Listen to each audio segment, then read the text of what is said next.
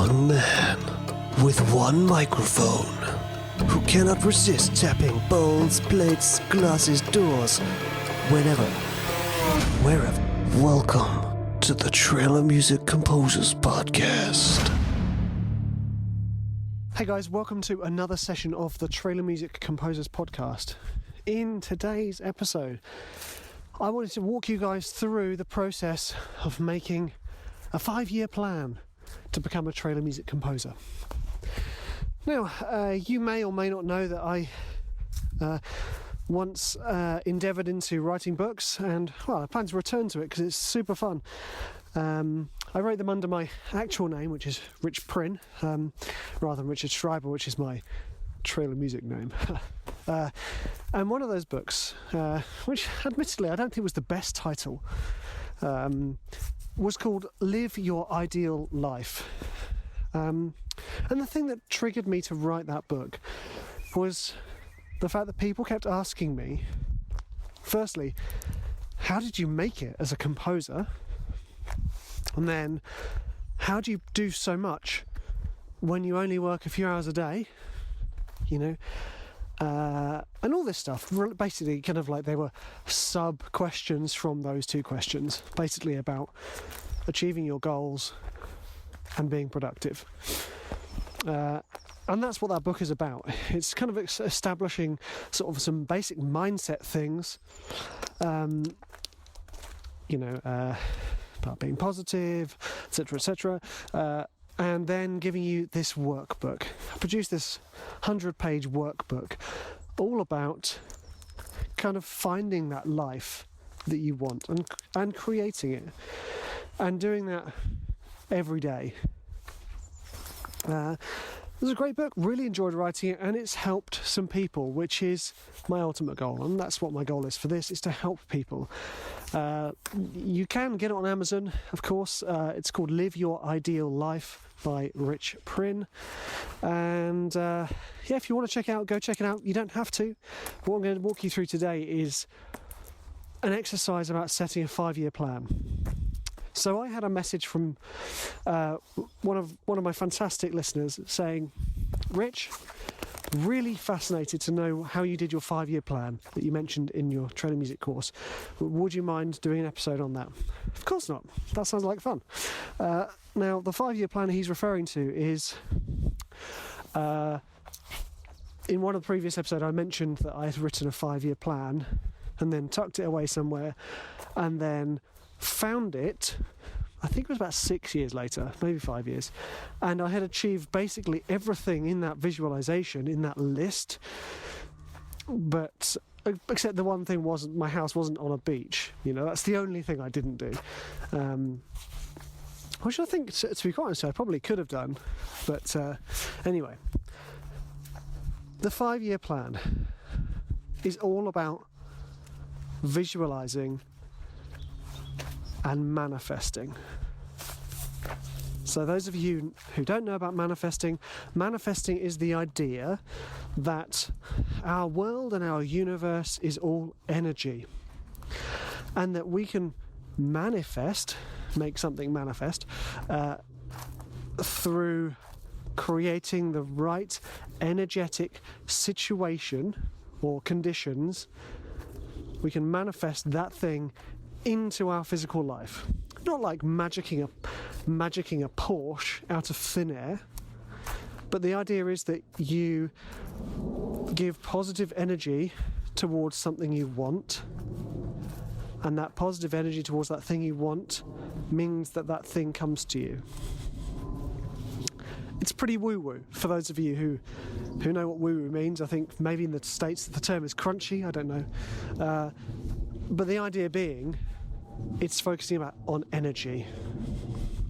So, how do you do this wonderful manifesting thing? This is, and I'm sure you know, this is a book in itself, but the idea is, at its absolute simplest, you think something, and you will get something from the universe, whether that is a small thing or a big thing, that takes you to that thing.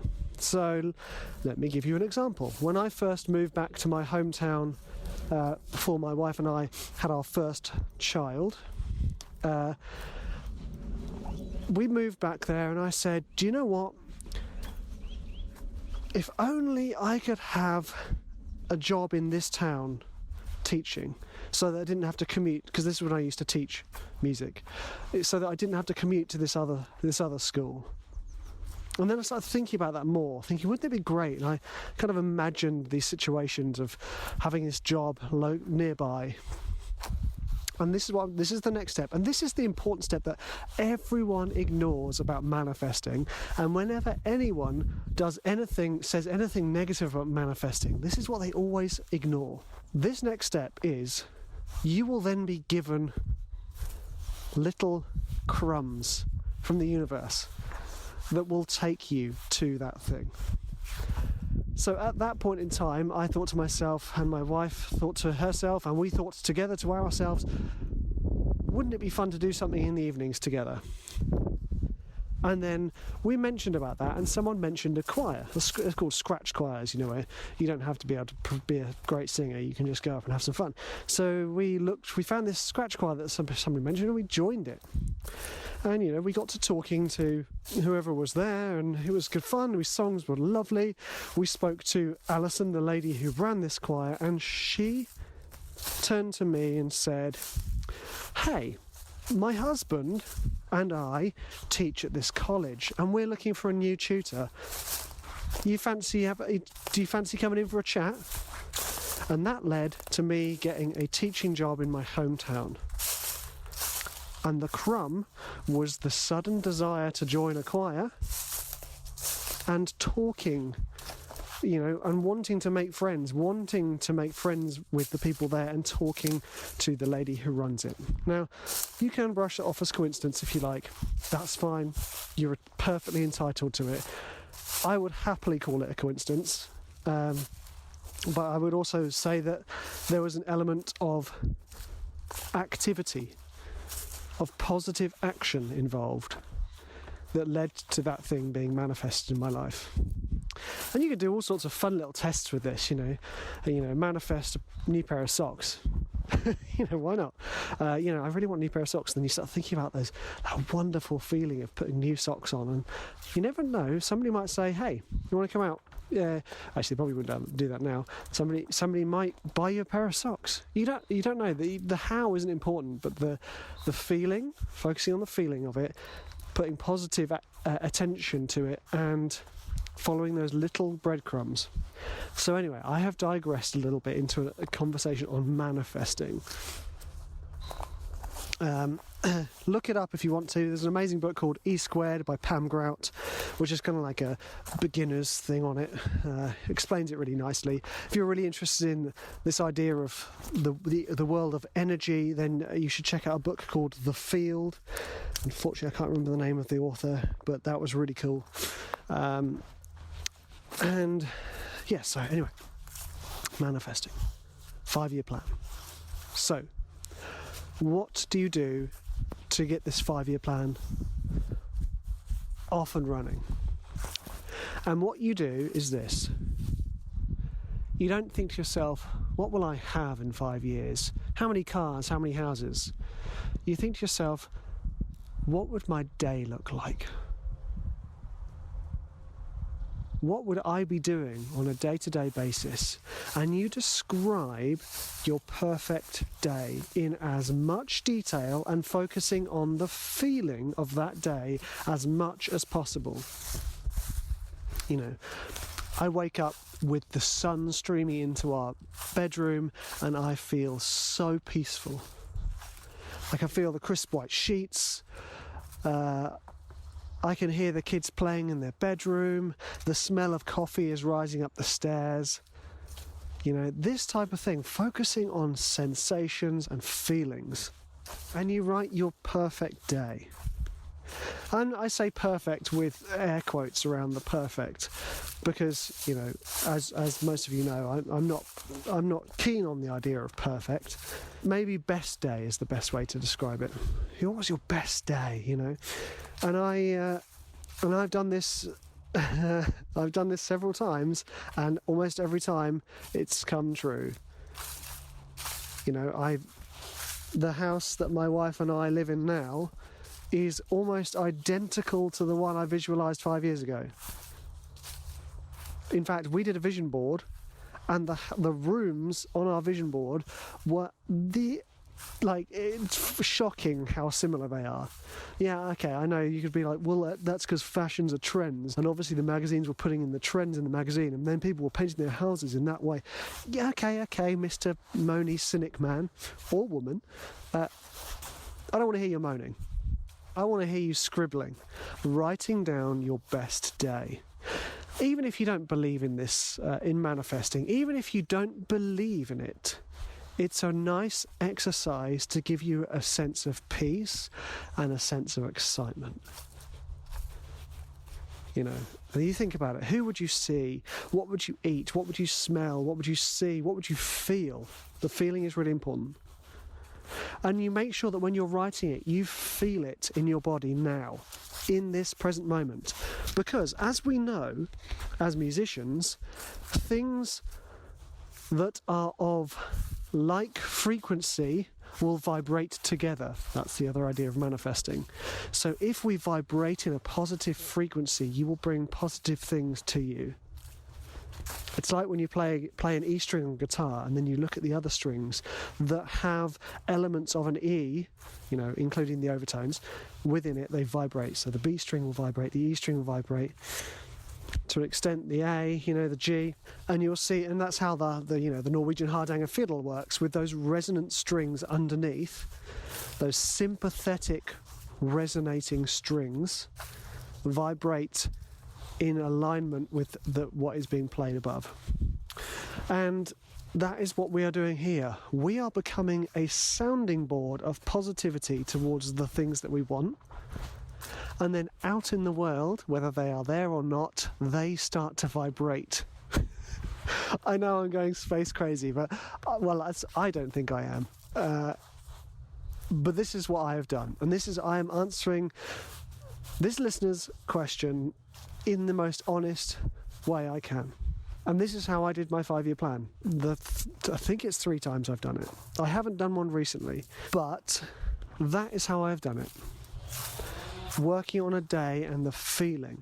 And then what you notice is, because you're working on the feeling, you then start to picture the room that you're in. You then start to picture the things after, the coffee, I've got a nice coffee machine.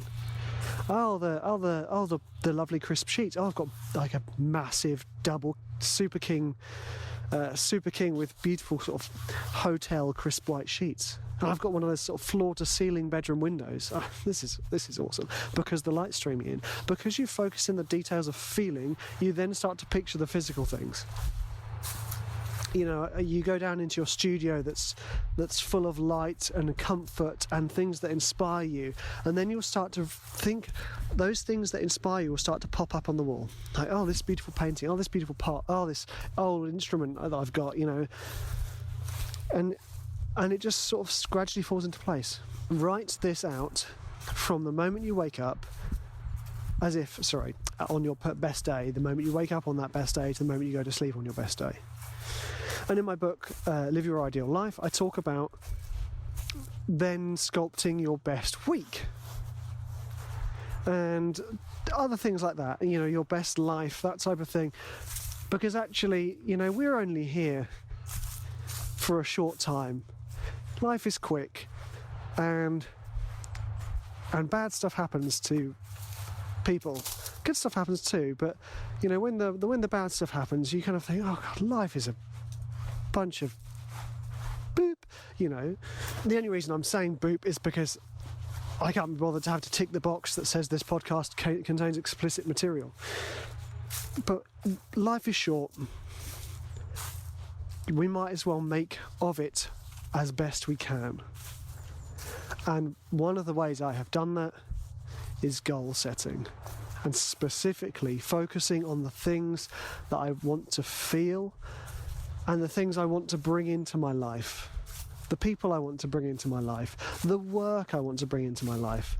So that first 5-year plan was talking about my day as where I would work on trailer music in the morning and then spend the other half of the day with my family or friends.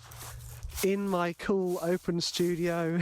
You know, it wasn't a big studio, it was around the corner. You know, it was sort of around the corner. It was, you know, a little sort of home office type studio, because I don't like massive studios. Well, I don't like them at the moment.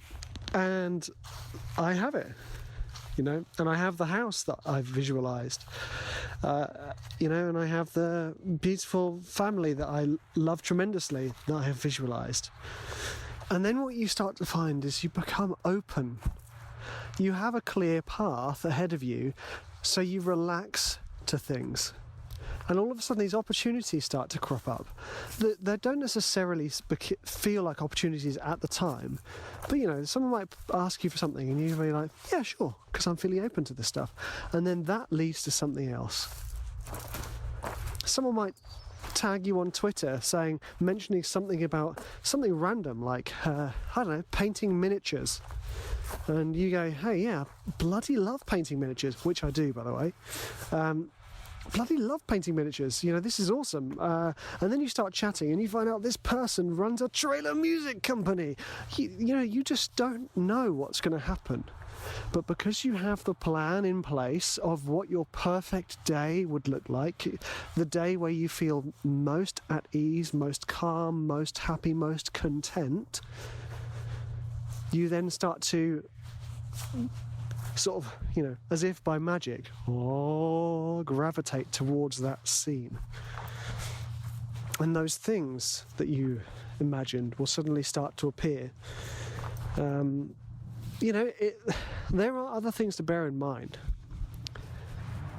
If you're not in a good place mentally, i.e. if you're suffering from anxiety and depression, that slows the process somewhat, you know. And that's why I have noticed that, you know, when I land the most trailers is when I'm not working.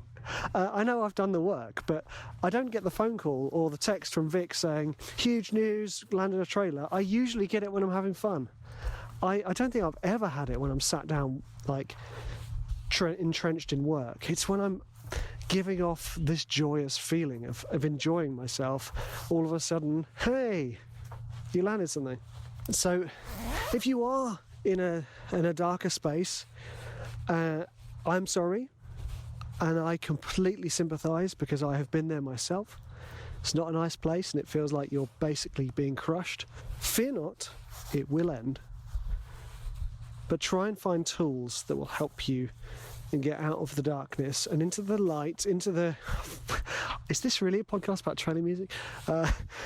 Into the place where you can attract more to your life. And, you know, I'm specifically talking about, for those of you in the audience, to attract placements, to attract contacts, to attract work, and even to attract inspiration. You know, bring all of those things into your life in your visualization. You know, even when you write down your best day, you know, I sit down to do work and I work with ease. It feels completely effortless. Writing. Also, the other thing I forgot to mention: when you're doing this 5-year plan, write it in the present tense, not in the future tense. Present tense.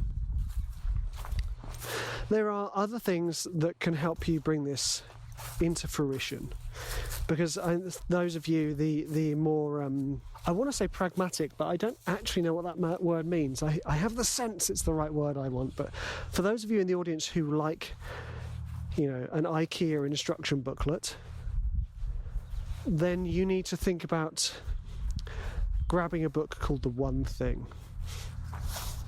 That talks about, once you've established your end goal, you then work backwards, so that you can lay a roadmap of single steps that you can take towards that goal.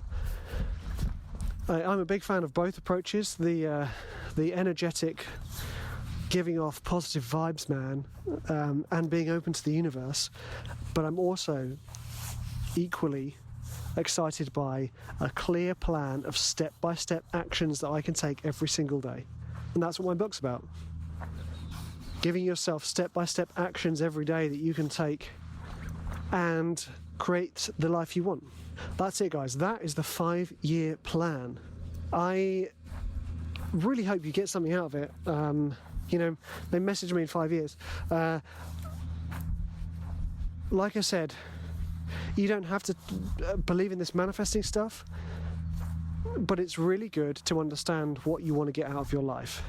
You wouldn't go into a university education not knowing what you want to get out of it, which for most people is just a degree to put on their CV. You wouldn't do something, like you wouldn't bake a cake without knowing what cake you're going to bake. Having an end point in mind is absolutely crucial for taking the right steps to get there. So like I said, you don't have to believe in manifesting. If you do, awesome, high five through the universal field, that is. But you do have to understand the importance of this end game. Not things, but feeling. Really clear pictures written in the present tense about what you are feeling, seeing, hearing, smelling and touching.